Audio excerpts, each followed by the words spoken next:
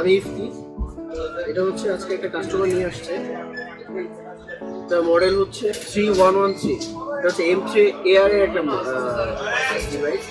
আর এটা হচ্ছে প্রবলেমটা হচ্ছে ডিসপ্লে আসে না। আমরা দেখি কাস্টমার কোথায় নিয়ে আসছে, কাস্টমারের একজন ইঞ্জিনিয়ার।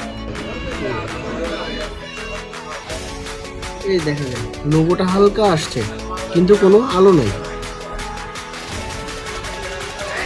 দেখা যায় হালকা করে লোগো আসে, ক্যামেরা দেখা যায় কিনা আমি জানি না।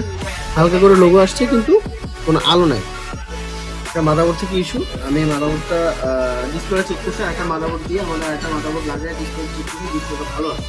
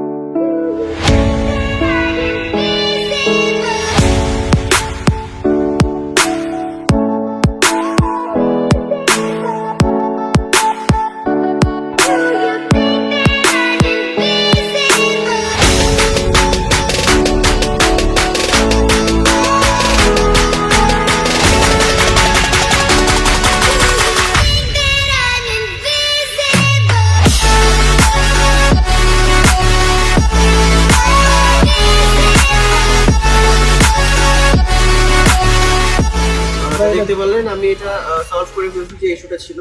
তো আপনারা এরকম ইস্যু যদি আপনার ফেস করে থাকেন এটা অবশ্যই নিয়ে আসবেন। আশা করি অল্প টাকার মধ্যে অনেকে আমাদের আমরা করে দিই।